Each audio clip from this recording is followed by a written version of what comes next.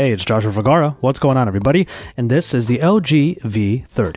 Now, bringing the style and elegance of the LG G6 with the features that made the V series stand out, LG is hoping the V series is really the phone to beat this year.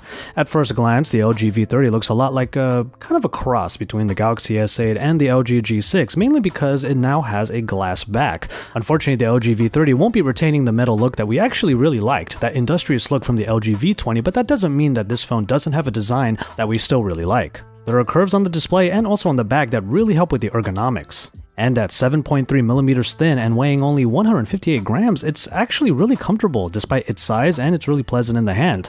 It's one of the lighter phones that we've seen recently, and given that there's so much that this phone can do, the fact that it's so light is really impressive. Like the G6 before it, the V30 adopts an all-screen mantra and delivers 82% screen-to-body ratio thanks to a 6-inch Quad HD display. Now, one of the best parts about this display is that LG has finally gone away from the IPS LCD, and now they're going for their own POLED displays. This is not like the AMOLED that you would be used to from Samsung, but it uses the same general technology, resulting in deep blacks and very vibrant colors. So the 18:9 aspect ratio makes it onto a larger body, but the V series has also been known for one other standout feature, a great camera package.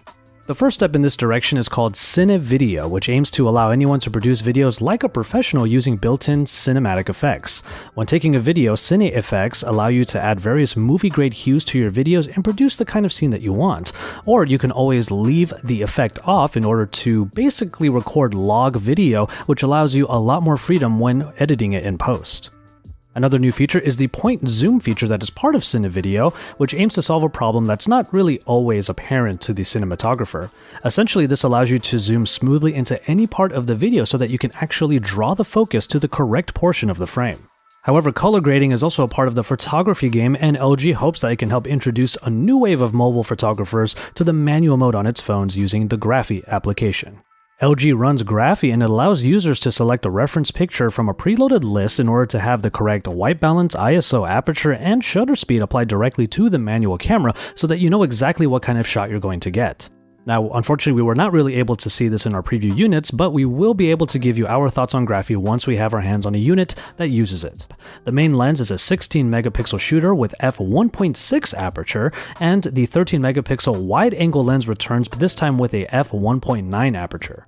And to add to the camera experience, LG has added new crystal clear lenses, which are designed to give an overall realistic image. Mainly, instead of using just plastic inside of the lenses, this glass will be able to absorb even more light and thus make the camera more accurate and more capable. So that's the camera, but also the V series has also been known as a multimedia powerhouse, and that will continue this time around as the V30 will have the Hi-Fi quad DAC on board across all of the different devices. And all of this is in a body that is not only light as a feather, but still has the mil-spec standard and comes with IP68 water and dust resistance. In our first impressions, we're really impressed with what LG has managed to pull off here. A phone that has a large, great-looking screen, a lot of features underneath, a dual camera, a quad DAC, and all in a body that is sleek but still accessible. And along with all of those specifications, you get the Snapdragon 835 with 4GB of RAM and 64GB of onboard storage in the standard model. And as far as software additions go, you might notice that the second screen has been put away, but there are a couple of things to replace it. Mainly the addition of a floating bar, which is a software version of the second screen that just sits on one of the sides of the display. Tap that area and you'll be able to scroll among 4 different panels, but this same second screen-like experience can be found in the always-on display, where the top bar provides you the same amount of usability. The V30 will go on sale in South Korea on September 21st, followed by releases in other markets. We don't really know when it will launch in the US, but it should be pretty soon.